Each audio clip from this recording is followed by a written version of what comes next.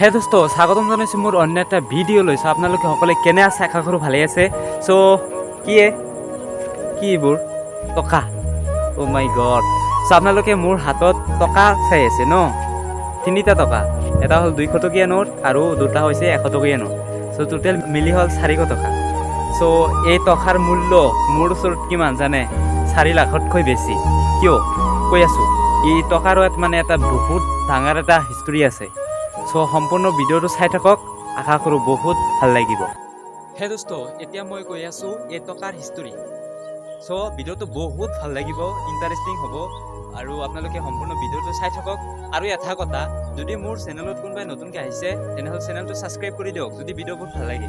আৰু যদি কোনোবাই ফেচবুক পেজত চাই আছে তেনেহ'লে পেজটো এটা লাইক মাৰি পেজটো ফ'ল' কৰি দিয়ক আৰু ভিডিঅ'টো শ্বেয়াৰ কৰি দিয়ক যদি ভিডিঅ'টো আপোনালোকৰ ওচৰত বহুত ভাল লাগে। এদিনাখন এজন ল'ৰাই মানে তাৰ দেউতাকৰ ওচৰত সদায় পইচা খুজিছিল। আজি 500 টকা লাগিব, আজি 100 টকা লাগিব, আজি 200 টকা লাগিব, এনেকৈ সদায় মানে পইচা খুজি আছিল। চ' দেউতাকে দিন হাজিৰা কৰি খায় বা দেউতাকে বহুত কষ্টৰে টকা ইনকাম কৰে। এদিনাখন ল'ৰাজনৰ দেউতাকৰ মনত হঠাৎকৈ এটা প্ৰশ্ন আহি পৰিল যে মই দিয়া টকাখিনি, মই ইমান কষ্টকৈ উপাৰ্জন কৰোঁ, সেই টকাখিনি যে মোৰ ল'ৰাক দিওঁ, মোৰ ল'ৰাই কি কামত ব্যৱহাৰ কৰে মোৰ পইচাখিনি, আৰু মই দিয়া টকাখিনি কিমান হিচাপেৰে খৰচ কৰে মোৰ ল'ৰাজনে। সেয়া বুজিবলৈ কি কৰিলে, ল'ৰাজনৰ দেউতাকে এদিন কি কৰিলে, হাতত 10 টকা এটা দিলে। দি কিনে ঘৰৰ ওচৰতে এটা কুঁৱা আছিল, সেই দেউতাকে ক'লে যে এই পইচাখিনি লৈ কুঁৱাত এৰি দিয়া।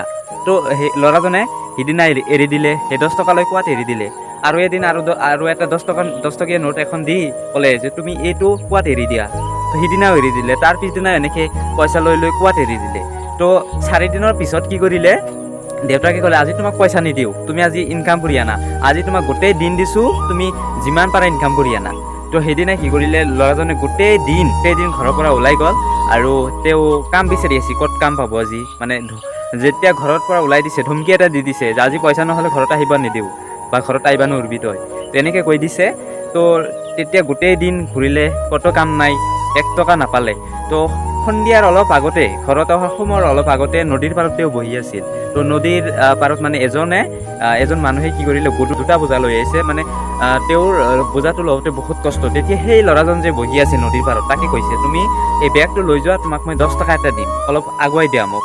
তো তেতিয়া কি কৰিলে, ল'ৰাজনে সেই বেগটো লৈ বহুত দূৰ আগুৱাই দিলে। আগুৱাই দিয়াৰ পিছত মানে কি হ'ল, 10 টকা এটা দিলে। চ' সেই 10 টকাখন লৈ ঘৰত আহিলে, পূৰা ফূৰ্তিত আহিছে যে আজি মই ইনকাম কৰিছোঁ, দেউতাকক দেখাব। তেতিয়া দেউতাকৰ হাতত সেই 10 টকাখন আনি দিলে। দিয়াৰ পিছত দেউতাক কি কৈছিল, কয় যে এই পইচাখন তুমি যে আজি ইনকাম কৰিছা 10 টকা, এই 10 টকাখন লৈ কুঁৱাত এৰি দিয়া। তেতিয়া ল'ৰাজনে কি কৰিলে, সেই কুঁৱাৰ ওচৰত যায়, এবাৰ পইচাৰ পিনে চায়, এবাৰ কুঁৱাৰ পিনে চায়, এবাৰ পইচাৰ পিনে চায়, এবাৰ কুঁৱাৰ পিনে চায়। তেতিয়া দেউতাকে ক'লে নহয় এৰিব নালাগে, আহা। তেতিয়া দেউতাকে বুজাই দিলে, চোৱা ইনকাম কৰা কিমান কষ্টকৰ, পইচা উপাৰ্জন কৰা কিমান কষ্টকৰ হয়। চোৱা মোৰ হাতত যে আপোনালোকে টকা চাই আছে 400 টকা, এইটোৰ মূল্য মই কিয় ক'লোঁ যে 4 লাখতকৈ বেছি, কাৰণ কি জানে, মই কেনেকৈ ইনকাম কৰিছোঁ, জীৱনৰ ফাৰ্ষ্ট মই এই 400 টকা ইনকাম কৰিছোঁ কেনেকৈ জানে, চাওক দেখাই আছোঁ।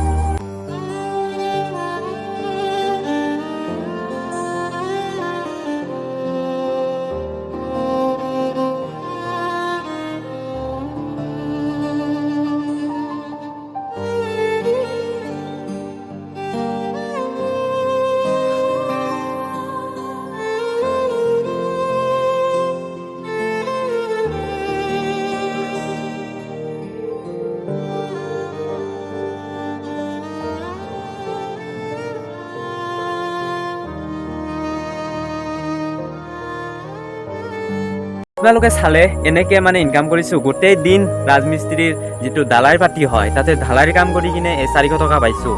চ' মানে কি হয়, চাওক ইনকাম প্ৰচেছটো যিটো মানে উপাৰ্জন, সেইটো মানে বহুত কষ্টকৰ হয়। আৰু আমি কিমান কি পইচা খোজোঁ যে আজি লাগিবই পইচা, মাক দেউতাকৰ পৰা আজি পইচা লাগিবই, কিন্তু কেনেকৈ মাক দেউতাকে পইচা উপাৰ্জন কৰে সেয়া একবাৰো ভাবি নাচাওঁ। সেই দোস্ত আপোনালোকে চাব, কেতিয়াবা যদি আপুনি দেউতাকৰ পৰা সদায় পইচা লৈ নিজে খৰচ কৰি থাকে, সেইটো পইচা কেনেকৈ খৰচ কৰিব আপোনাৰ কোনো হিচাপ নাথাকে।